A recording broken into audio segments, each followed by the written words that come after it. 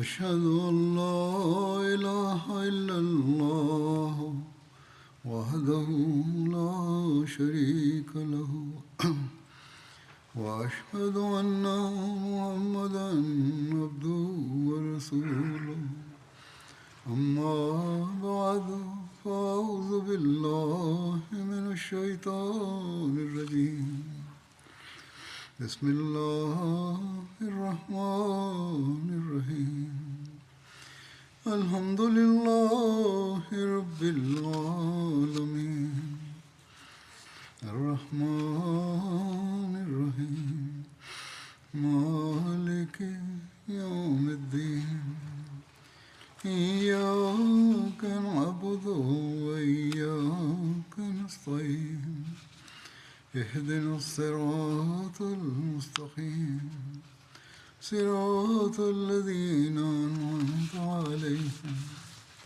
غير المغضوب عليهم ولا الضالين. صحبت از صلح حدیبیه جاری است. جزئیات بیشتری را بیان خواهم کرد. در آن موقعیت صحابه برای نگهبانی گماشته شده بودند. نقل شده که حضرت رسول الله صلی الله علیه و سلم به صحابه دستور داده بودند شبها نگهبانی دهند. هر روز نگهبانی انجام می شد. 3 نفر به نوبت نگهبانی می دادند که شامل حضرت اوس بن خولی، عبدالله بن بشر و محمد بن مسلمه بودند. شبی که حضرت محمد بن مسلمه مسئول نگهبانی از رسول الله صلی الله علیه و سلم بود، قریش 50 نفر را تحت نظارت مکرز بن حفص فرستاد و به آنها دستور داد اطراف حضرت پیامبر اکرم صلی الله علیه و سلم بگردند به امید اینکه مسلمانی را به قتل برسانند یا ناگهان به آنان آسیبی برسانند. حضرت محمد بن مسلمه آنها را دستگیر کرد و نزد حضرت رسول الله صلی الله علیه و سلم برد. مکرز فرار کرد و همراهانش را هشدار داد. این واقعه سخن حضرت پیامبر اکرم صلی الله علیه و سلم را که در خطبه قبلی ذکر شده بود تأیید کرد که مکرز فردی فریبکار است. همچنین نقل شده که چند نفر از مسلمانان با اجازه حضرت رسول الله صلی الله علیه و سلم وارد مکه شدند. از جمله کرز بن جابر فهری، عبدالله بن سهیل، عبدالله بن حذیفه سهمی، ابو روم بن امیر عبدری، عیاش بن ابی ربیعه، هشام بن عاص، ابو حاتب بن عمرو، عمر بن وهب، حاتب بن ابی بلتع و عبدالله بن امیه. اینها تحت حمایت حضرت عثمان رضی الله عنه وارد مکه شدند و گفته می شود مخفیانه وارد شدند. روایت های مختلفی وجود دارد. وقتی قریش از حضور این مسلمانان مطلع شدند آنان را دستگیر کردند. قریش همچنین از دستگیری همراهانشان توسط حضرت محمد بن مسلمه مطلع شدند. وقتی فهمیدند که 50 نفرشان در اسارت مسلمانان هستند، گروه مسلح دیگری به سمت حضرت پیامبر اکرم صلی الله علیه و سلم و یارانشان فرستادند و به مسلمانان حمله کردند. آنها شروع به پرتاب تیر و سنگ کردند. مسلمانان 12 سوارکار را دستگیر کردند و حضرت ابن زنیم به شهادت رسید. قریش او را با تیر به شهادت رساندند. سپس قریش گروهی را نزد پیامبر اکرم صلی الله علیه و سلم فرستادند که سهیل بن عمرو نیز در میان آنان بود. همین که حضرت پیامبر اکرم صلی الله علیه و سلم او را از دور دیدند به صحابه فرمودند که با آمدن سهیل کار شما آسان شده است. در این زمان سهیل نزد رسول الله صلی الله علیه و سلم آمد و گفت که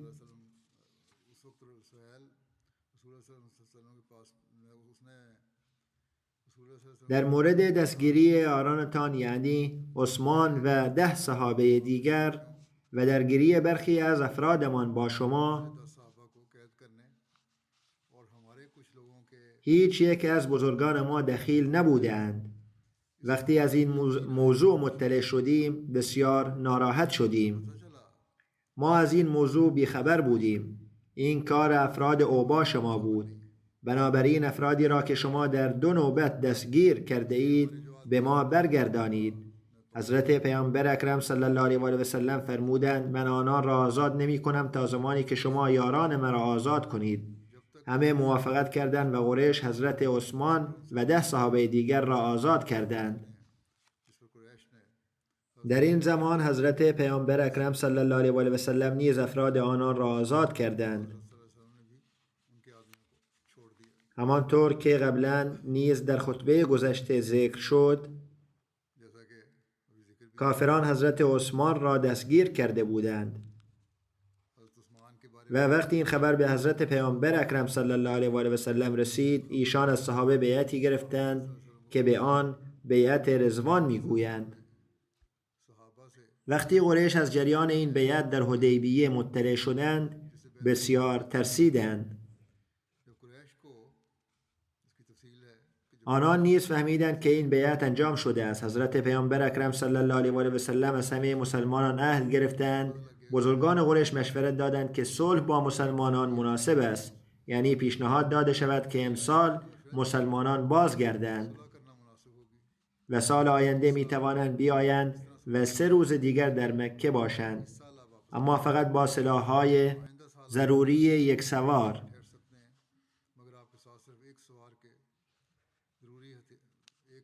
یعنی شمشیرهای در غلاف و کمانها و چیزی بیش از این نباشد. پس از این مشورت قریش برای بار دوم سهیل بن عمرو را فرستادند. همراه او مکرز بن حفص و حویتب بن عبدالعزا نیز بودند. این افراد با این پیشنهاد نزد حضرت پیامبر اکرم صلی الله علیه و آله و سلم آمدند که امسال بدون انجام عمره بازگردید تا مردم عرب نگویند که شما با زور و برخلاف خواست قریش وارد مکه شده اید و سال آینده برای عمره بیایید. وقتی سهیل نزدیک شد، حضرت پیامبر اکرم صلی الله علیه و آله و سلم او را از دور دیدند و فرمودند که فرستادن دوباره این شخص به این معناست که قریش قصد صلح دارند. حضرت میرزا بشیر احمد در مورد صلح حدیبیه چنین نوشته است: وقتی سهیل بن عمرو نزد حضرت پیامبر اکرم صلی الله علیه و آله و سلم آمد، ایشان به محض دیدن او فرمودند این سهیل است، حال انشاءالله امور آسان خواهد شد. سهیل آمد و بلا فاصله به حضرت پیامبر اکرم صلی الله علیه و آله و سلم گفت بیایید بحث طولانی را کنار بگذاریم، ما آماده پیمان هستیم. حضرت پیامبر اکرم صلی الله علیه و آله و سلم فرمودند ما نیز آماده ایم و بلا فاصله کاتب خود حضرت علی را فرا خواندند. از آنجا که درباره شرایط کلی قبلا بحث شده بود و جزئیات باید به تدریج مشخص می شد، به محض آمدن کاتب حضرت پیامبر اکرم صلی الله علیه و آله و سلم فرمودند بنویس. خود ایشان شروع به دیکته کردند و با بسم الله الرحمن الرحیم آغاز کردند. سهیل اگرچه برای صلح آماده بود، اما میخواست برای حفظ حقوق قریش و احترام اهل مکه بسیار هوشیار باشد. فوراً گفت این کلمه رحمان چیست؟ ما آن را نمی شناسیم. همانطور که عرب ها همیشه می نویسند بنویسید، یعنی به اسم که اللهم. از طرف دیگر برای مسلمانان نیز مسئله عزت ملی و غیرت دینی مطرح بود. آنها نیز فوراً واکنش نشان دادند و گفتند که ما حتماً بسم الله الرحمن الرحیم خواهیم نوشت. اما حضرت پیامبر اکرم صلی الله علیه و آله و سلم با گفتن این که اشکالی ندارد مسلمانان را آرام کردند. همانطور که سهیل میگوید بنویسید، پس عبارت بسمک اللهم نوشته شد. پس از آن حضرت پیامبر اکرم صلی الله علیه و آله و سلم فرمودند بنویسید این پیمانی است که محمد رسول الله صلی الله علیه و آله و سلم منعقد کرده است.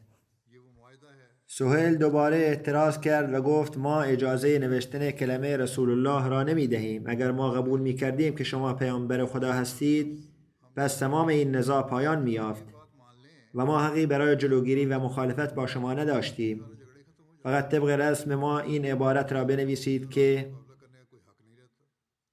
محمد ابن عبدالله این پیمان را منعقد کرده است. پیامبر صلی الله علیه و آله و سلم فرمودند چه شما قبول کنید یا نکنید من پیامبر خدا هستم، اما چون من محمد ابن عبدالله نیز هستم باشد. همین را بنویسید که محمد ابن عبدالله این پیمان را منعقد کرده است. اما در این هنگام کاتب ایشان حضرت علی در متن پیمان عبارت محمد رسول الله را نوشته بود. حضرت پیامبر اکرم صلی الله علیه و آله و سلم به حضرت علی فرمودند عبارت محمد رسول الله را پاک کن و به جای آن محمد ابن عبدالله بنویس. اما او در آن لحظه در حال و هوای پرشوری بود، لذا از روی غیرت عرض کرد که یا رسول الله من هرگز کلمه رسول الله را از کنار نام شما پاک نخواهم کرد. حضرت پیامبر اکرم صلی الله علیه و آله و سلم که حالت از خود بیخود شده حضرت علی را دیدند فرمودند خب اگر شما پاک نمی کنید به من بدهید من پاک می کنم. سپس پیمان نامه یا هر چه که بود را در دست گرفتند و پس از پرسیدن محل آن کلمات از حضرت علی عبارت رسول الله را با دست خود پاک کردند و به جای آن ابن عبدالله نوشتند. حضرت میرزا بشیر احمد این موضوع را در کتاب خود این گونه ادامه می دهد. بعد از آن حضرت پیامبر اکرم صلی الله علیه و آله و سلم دستور دادند بنویسید که این پیمان چنین است که اهل مکه ما را از طواف بیت الله منع نخواهند کرد. سهیل فوراً گفت به خدا قسم امسال این هرگز ممکن نیست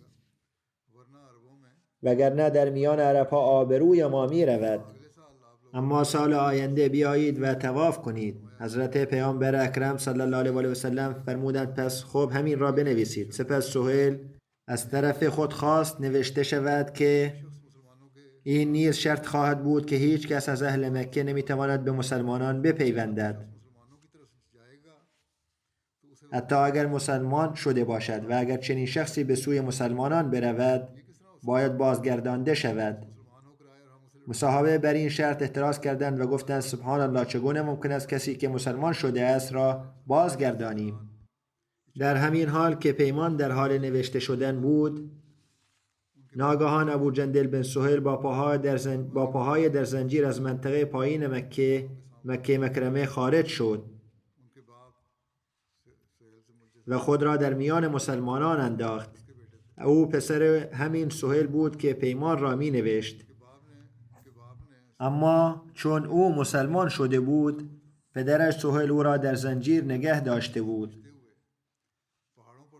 و او از زندان فرار کرده و از راه کوها به حدیبیه آمده بود. مسلمانان شروع به خوشامدگویی و تبریک به او کردند. وقتی سهیل پدر ابو جندل او را دید به سمتش رفت و شاخه‌ای خاردار به صورتش زد و یقه‌اش را گرفت. سپس گفت ای محمد صلی الله علیه و آله و سلم این اولین موردی است که درباره‌اش با شما پیمان کرده‌ام. حال او را بازگردانید. حضرت پیامبر اکرم صلی الله علیه و آله و سلم فرمودند هنوز صلح‌نامه کامل نشده است. سهیل گفت به خدا قسم در این صورت با شما بر سر هیچ چیز صلح نخواهم کرد. حضرت پیامبر اکرم صلی الله علیه و آله و سلم فرمودند برای من رها کنید. پیامبر اکرم صلی الله علیه و آله و سلم سفارش کردند. سهیل گفت به هیچ وجه او را رها نخواهم کرد.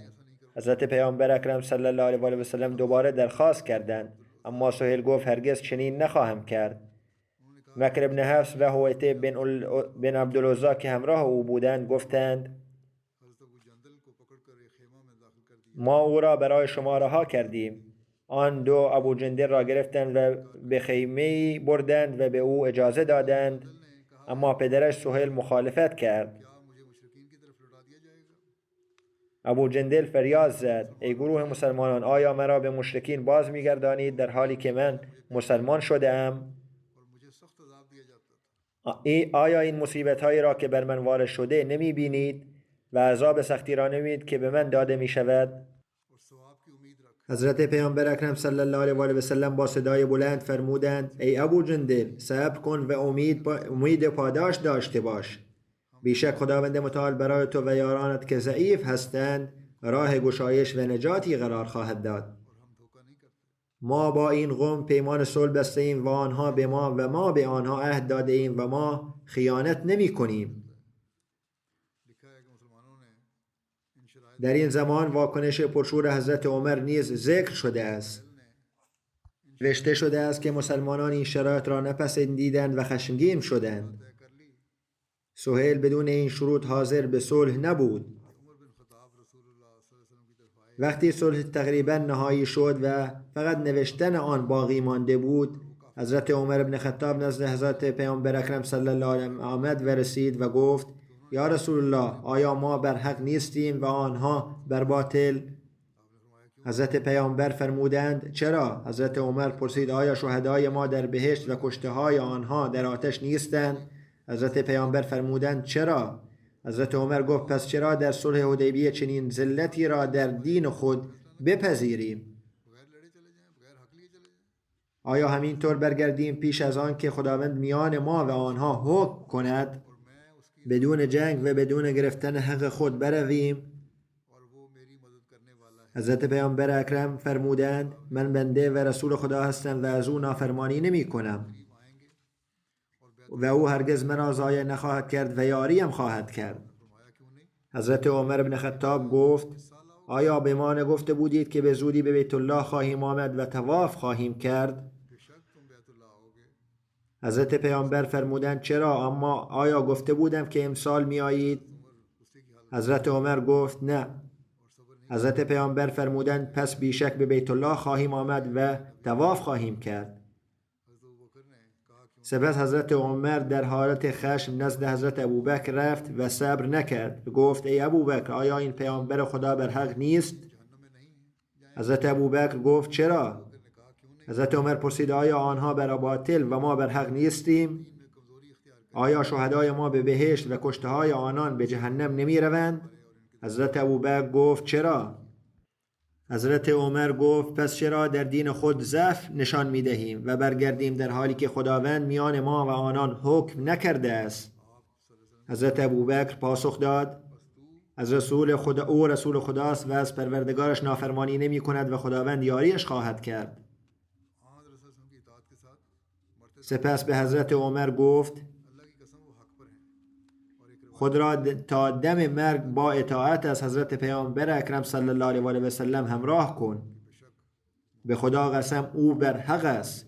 در روایت دیگر آمده است که گفت او رسول خداست. حضرت عمر گفت: گواهی می دهم که محمد رسول الله صلی الله علیه و آله و سلم رسول خداست. سپس پرسید: آیا به ما نمی گفتند که به زودی به بیت الله خواهیم آمد و طواف خواهیم کرد؟ حضرت ابوبکر پاسخ داد: چرا اما آیا ایشان گفته بودند که همین امسال طواف می کنید؟ حضرت عمر گفتند: نه. حضرت ابوبکر گفت: حتما به بیت الله خواهیم رفت و طواف خواهیم کرد. به هر حال این شرایط برای حضرت عمر بسیار سنگین بود. در بخاری آمده است که حضرت عمر گفت: به خدا قسم از زمانی که اسلام آوردم هرگز شک نکردم جز در روز حدیبیه و به سخنان رسول خدا صلی الله علیه و آله و سلم پاسخ می دادم. یعنی هرگز پیش از این چنین نکرده بودم، اما آن روز این گونه می کردم. ابو عبید بن جراح گفت: ای پسر خطاب، چرا به سخن رسول خدا صلی الله علیه و آله و سلم گوش نمی دهی؟ از شیطان به خدا پناه ببر و نظرت را اصلاح کن. حضرت عمر گفت: پس من به خدا پناه می بردم. هرگز چنین شرمندگی احساس نکرده بودم و همواره اعمال نیک انجام می دادم تا شاید این گناه که در ابتدا در اجرای دستور تردید کردم بخشیده شود. به خاطر گفتگویی که در حدیبیه با رسول خدا صلی الله علیه و آله و سلم داشتم صدقه می دادم روزه می گرفتم و برده آزاد می کردم تا این که امید به خیر یافتم، یعنی احساس کردم که خداوند متعال اکنون خواهد بخشید. حضرت مسلم موعود این واقعه را چنین نقل می کند: یک بار حضرت پیامبر اکرم صلی الله علیه و آله و سلم خطاب به صحابه فرمودند: من به شما دستورات زیادی دادم. گاهی حتی در بین مخلص‌ترین افراد روحیه‌ای اعتراض دیدم، اما در حضرت ابوبکر هرگز چنین روحیه‌ای ندیدم.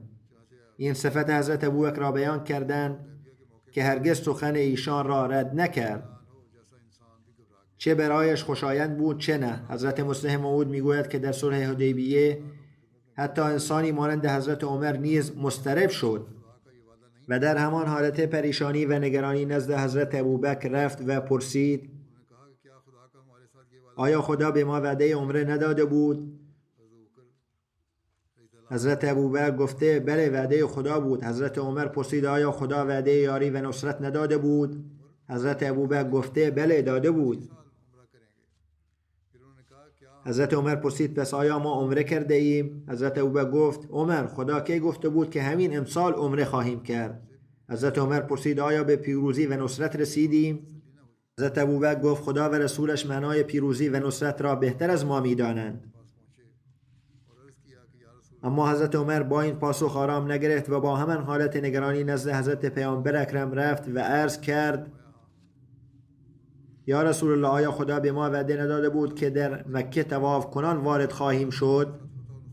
حضرت پیامبر فرمودند: بله. حضرت عمر پرسید: آیا ما جماعت خدا نیستیم و آیا خدا به ما وعده پیروزی و نصرت نداده بود؟ حضرت پیامبر فرمودند: بله، داده بود. حضرت عمر گفت: پس یا رسول الله، آیا ما عمره کرده ایم؟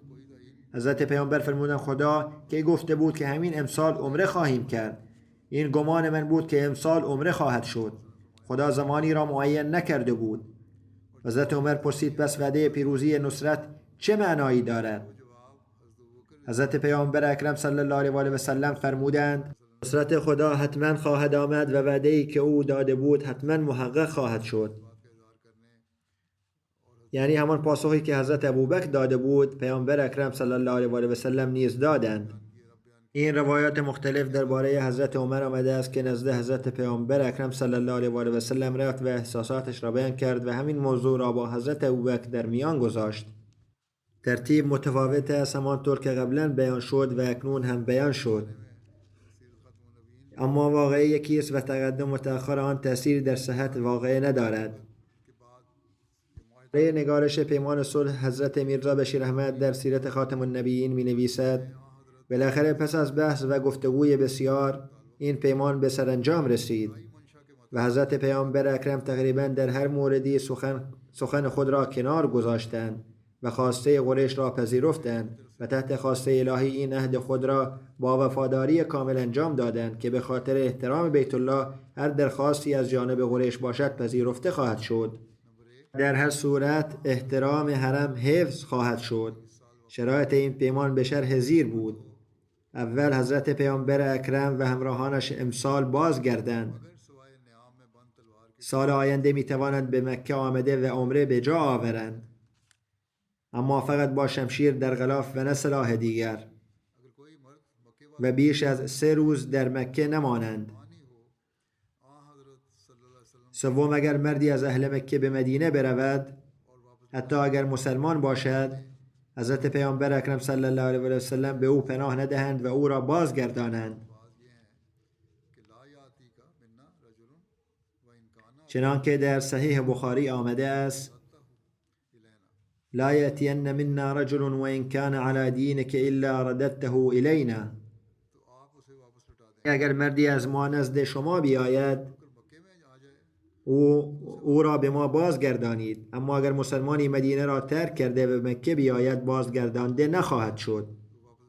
آنها شرط خود را قبولاندند که اگر مسلمانی به مدینه برود باید بازگردد. اگر مسلمانی به هر طریقی به مکه بیاید و دستگیر شود بازگردانده نخواهد شد. در روایتی آمده است که اگر کسی از اهل مکه بدون اجازه ولی سرپرست خود به مدینه بیاید باید بازگردانده شود. از میان قبایل عرب هر قبیله‌ای که بخواهد میتواند متحد مسلمانان شود و هر که بخواهد متحد اهل مکه. شرط پنجم این پیمان فعلا برای 10 سال است. در این مدت بین قریش و مسلمانان جنگی نخواهد بود.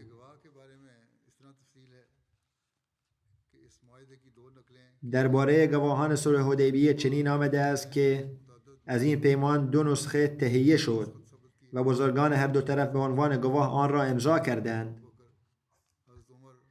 از طرف مسلمانان حضرت ابوبکر و حضرت عمر و حضرت عثمان که تا آن زمان از مکه بازگشته بود، عبدالرحمن بن عوف، سعد بن ابی وقاص و ابو عبیده امضا کردند.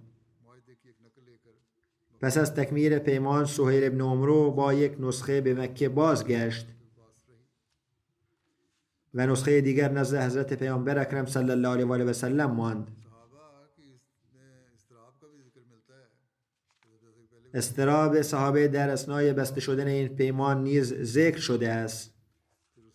چنان که قبلا هم بیان شد که وقتی نگارش پیمان به پایان رسید، حضرت پیامبر اکرم صلی الله علیه و آله و سلم به صحابه فرمودند: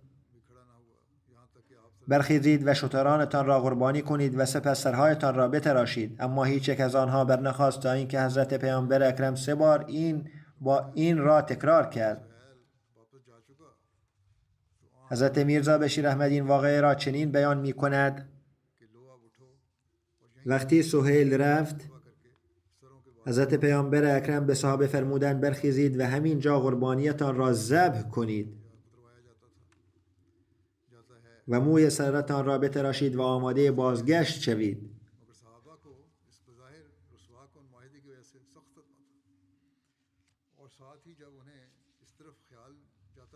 اما صحابه از این پیمان که به ظاهر خفتبار بود سخت اندوهگین بودند و همچنین وقتی به یاد می آوردند حضرت پیامبر اکرم صلی الله علیه و آله و سلم آنها را بر اساس رؤیایی به اینجا آورده بودند. خداوند در خواب به طواف بیت الله را نیز نشان داده بود. روحیشان بسیار تضعیف می شد و تقریبا مانند بیجانها بی حرکت افتاده بودند. آنها به رسول خدا ایمان کامل داشتند و به وعده او نیز یقین کامل داشتند، اما تحت تاثیر لوازمات بشری دلهایشان از این شکست ظاهری غرق در اندوه بود. این واکنش فوری آنها بود. بنابراین وقتی حضرت پیامبر اکرم به آنان فرمودند همینجا حیوانات قربانی را ذبح کنید، چه به مکه رفته باشید یا نه، چه به کعبه رفته باشیم یا نه، چه طواف کرده باشیم یا نه، همینجا نشسته ایم، قربانی کنید و برگردیم.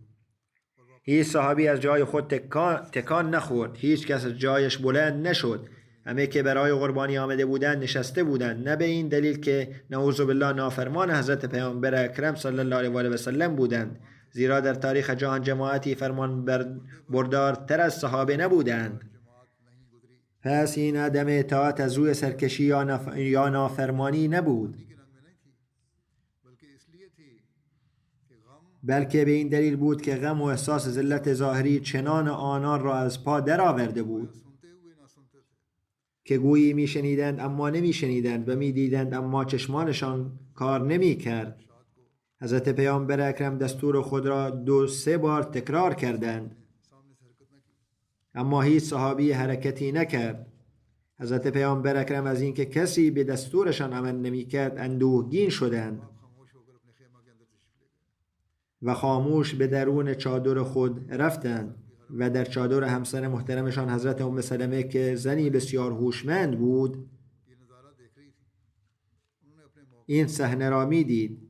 وقتی شوهر بزرگوار و محبوب خود را نگران دید و جزئیات نگرانی و تشویش را از زبان حضرت پیامبر اکرم شنید، با همدردی و محبت عرض کرد: یا رسول الله، اندوهگین نباشید. صحابه شما به فضل خداوند نافرمان نیستند، اما شروط این صلح آنان را از غم دیوانه کرده است. پیشنهاد من این است که شما چیزی به آنان نگویید، بلکه در سکوت بیرون بروید و شتر قربانی خود را ذبح کنید و موی سرتان را بتراشید آنگاه صحابه به خودی خود از شما پیروی خواهند کرد. حضرت پیامبر اکرم صلی الله علیه و آله و سلم این پیشنهاد را پسندیدند و بیرون آمده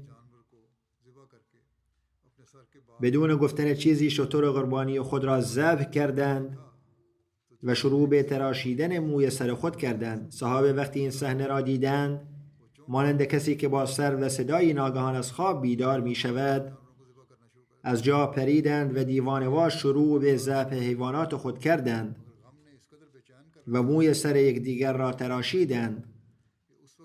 غم چنان آنان را بیقرار کرده بود که راوی میگوید در آن لحظه چنان وضعی بود که بیم آن میرفت مسلمانان در حین تراشیدن موی سر یکدیگر گلوی هم را بزنند. به هر حال پیشنهاد حضرت ام سلمه کارساز بود و جایی که سخنان مبارک حضرت پیامبر اکرم موقتا ناکام مانده بود عمل ایشان خفتگان را بیدار کرد.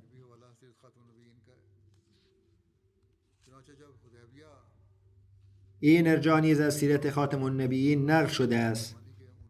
پس وقتی حضرت پیامبر اکرم در حدیبیه شتر قربانی خود را ذبح کردند از میان حیوانات قربانی شتر ابوجهل که از غنایم بدر بود هنگام چریدن فرار کرد. آن شتر رها شده بود و گردنبندی به گردن داشت و برای قربانی نشانگذاری شده بود.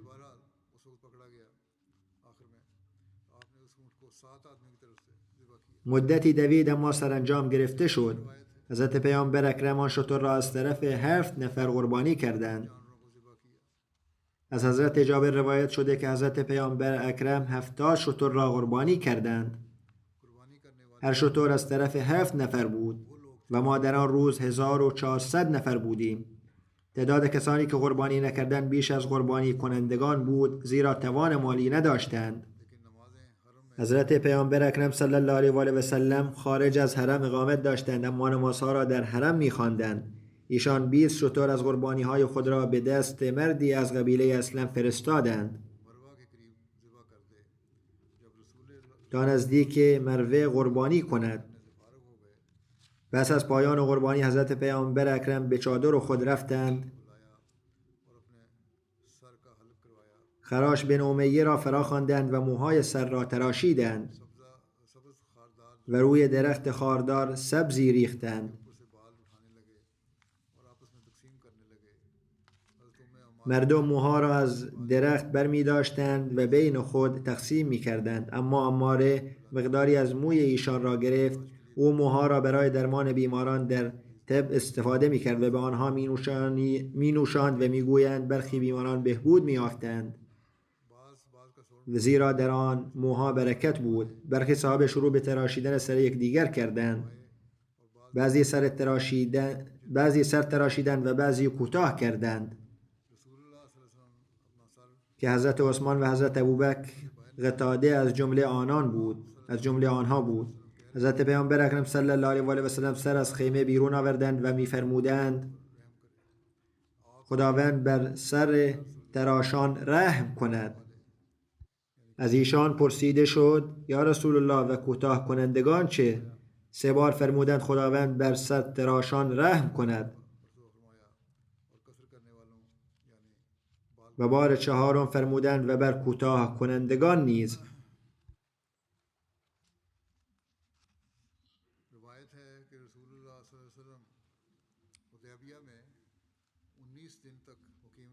روایت شده که حضرت پیامبر اکرم صلی الله علیه و آله و سلم 19 روز در حدیبیه ماندند و گفته می شود 20 شب اقامت کردند.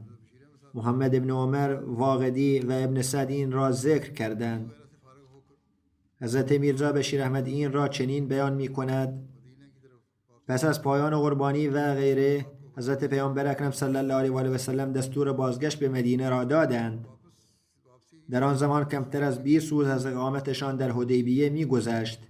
وقتی در مسیر بازگشت نزدیک اصفان در کراء الغمیم رسیدند، شب هنگام صحابه را جمع کردند و فرمودند امشب سوره‌ای بر من نازل شد، نزد من از همه چیزهای دنیا محبوب تر است و آن این است: انا فتحنا لك فتحا مبینا ليغفر لك الله ما تقدم من ذنبك وما تأخر ويتم نعمته عليك ويهديك صراطا مستقيما وینصرک الله نصرا عزیزا. این آیات 2 تا 4 از سوره فتح هستند. همچنین آیه 28 درباره این موضوع است. لقد صدق الله رسوله الرؤيا بالحق لتدخلن المسجد الحرام إن شاء الله آمنين محلقين رؤوسكم ومقصرين لا تخافون. یعنی ای رسول ما به تو فتحی بزرگ عطا کردیم تا دوره‌ای را برای تو آغاز کنیم که در آن بر همه ضعف‌های گذشته و آینده‌ات پرده مغفرت افکنده شود و تا خداوند نعمتش را بر تو کامل کند و راه‌های مستقیم موفقیت را برایت بگشاید و قطعاً خداوند تو را یاری قدرتمندی خواهد کرد. حقیقت این است که خداوند رویای رسولش را که به او نشان داده بود محقق ساخت، زیرا شما انشاءالله حتما در حال امن وارد مسجد الحرام خواهید شد و پس از تقدیم قربانی ها در راه خدا سرهایتان را خواهید تراشید یا کوتاه خواهید کرد و هیچ ترسی نخواهید داشت. یعنی اگر امسال وارد مکه می شدید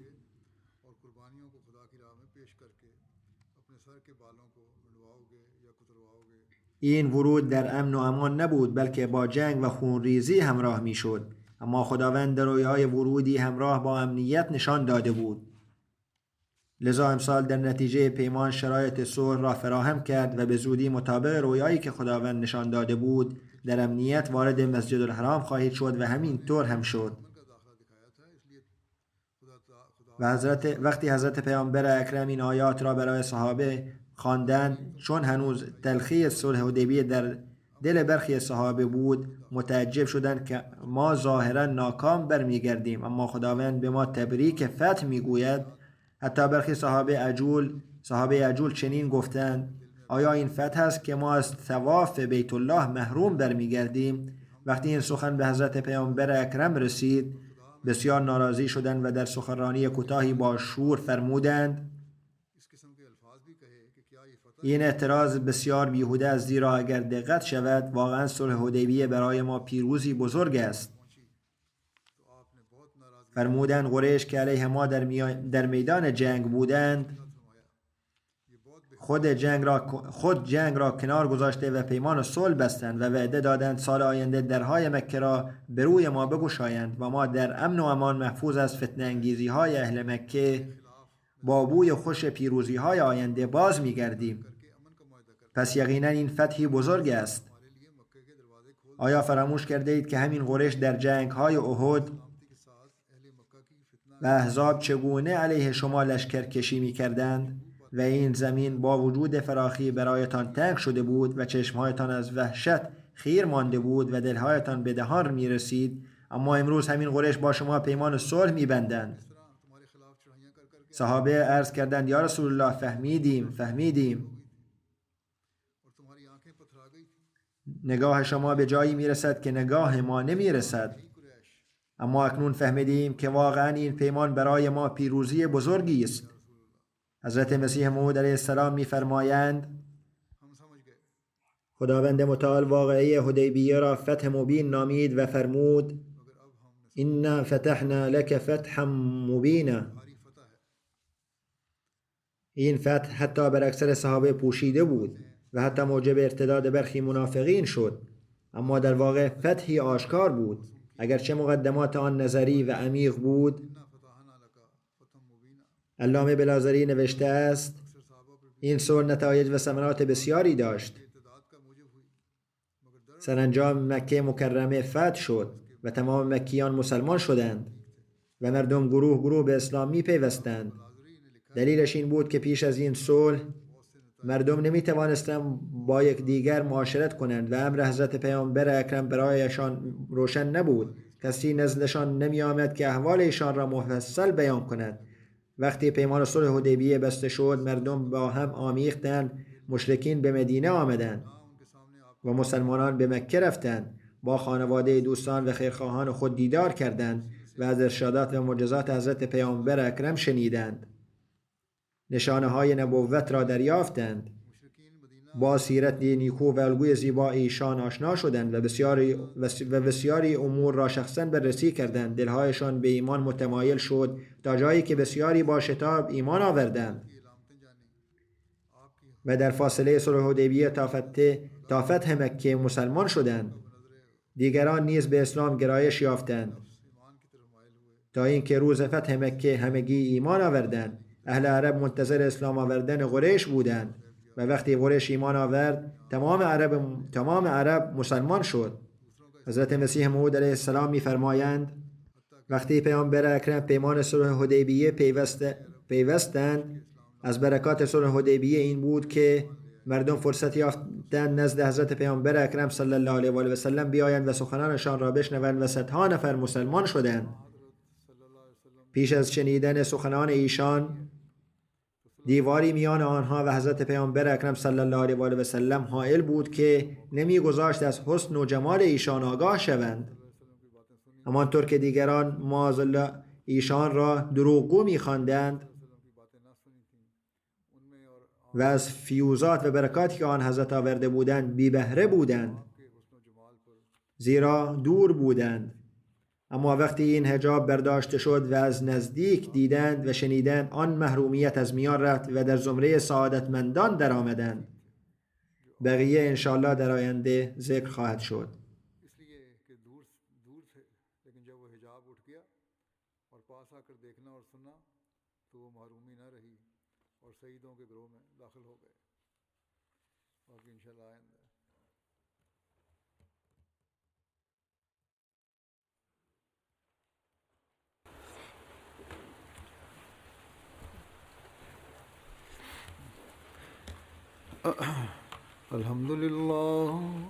الحمد لله نحمده ونستعينه ونستغفره ونؤمن به ونتوكل عليه ونعوذ بالله من شرور أنفسنا ومن سيئات أعمالنا من يهده الله فلا مضل له ومن يضلل فلا هادي له ونشهد أن لا إله إلا الله ونشهد أن محمدا عبده ورسوله عباد الله رحمكم الله إن الله يأمر بالعدل والإحسان وإيتاء ذي القربى وينهى عن الفحشاء والمنكر والبغي